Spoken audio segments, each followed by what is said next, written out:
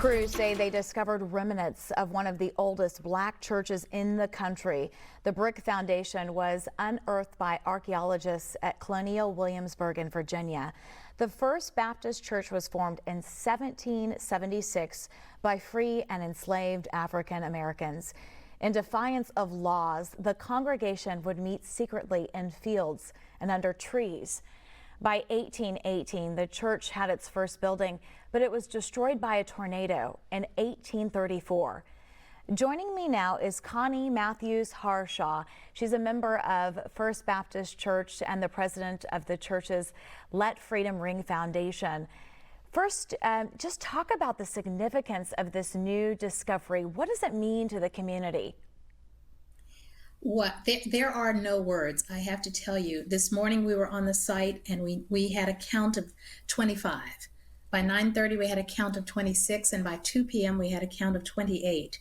This story is evolving. I have to tell you, the community is so excited because not only are we uncovering this site, but we're also recognizing the existence of a people that were so very determined.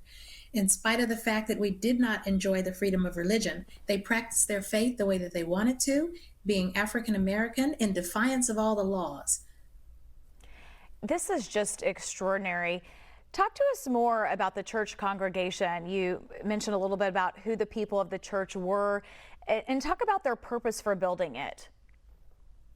Well, I have to tell you that on this site, the site got to be the site because they were in the woods. They were hiding under a brush arbor, trying to practice their religion. And a white townsman who lived in town offered them this plot of land as long as they used it for the purposes of faith.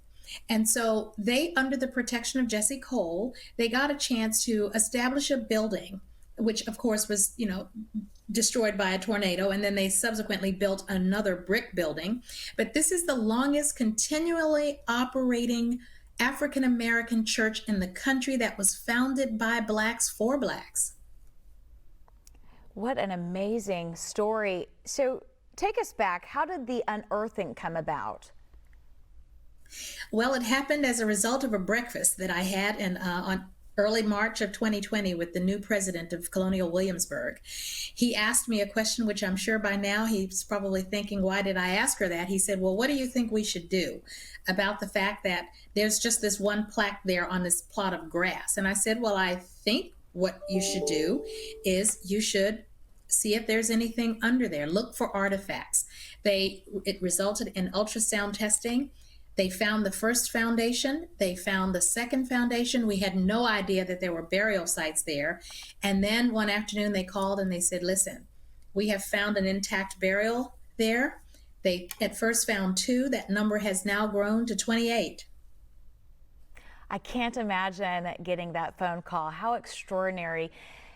We know that Colonial Williamsburg has only recently started incorporating Black stories at the museum.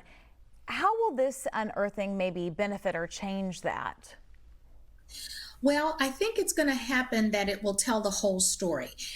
In this place, just around the story of the church, you had a white family telling its children, Ann Getty Cross is their historian, and you have the black histories being passed down orally.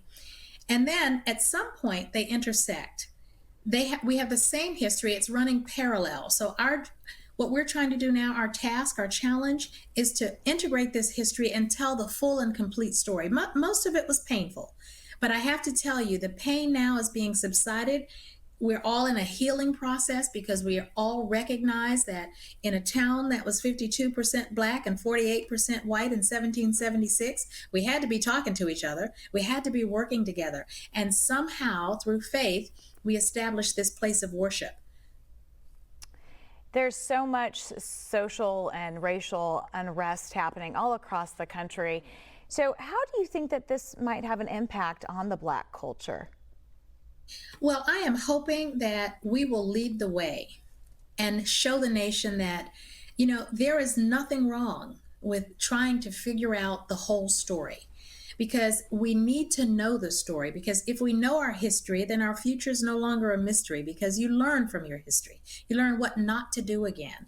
And I have to tell you, this community, black and white, has come together to actually examine this. We have the president of William and Mary throwing resources and her support behind this, the president of CW, the staff, everybody there, the church members, the entire African American faith community is behind this, and non-African American faith community. It's an amazing example for the nation to follow. Are there any plans, or have you thought about plans to bring the church back to life? We've more than thought about it. We actually have a commitment from CW. I tell you, the president asked me what I wanted, and I was not shy. I said, you restored every other building. I'd like for you to restore this one. And we have a commitment now that there will be a restored building as soon as the archaeologists can tell us what form it should take. That building will be standing in 2026. In 2026, okay, something to look Yes, forward ma'am. to.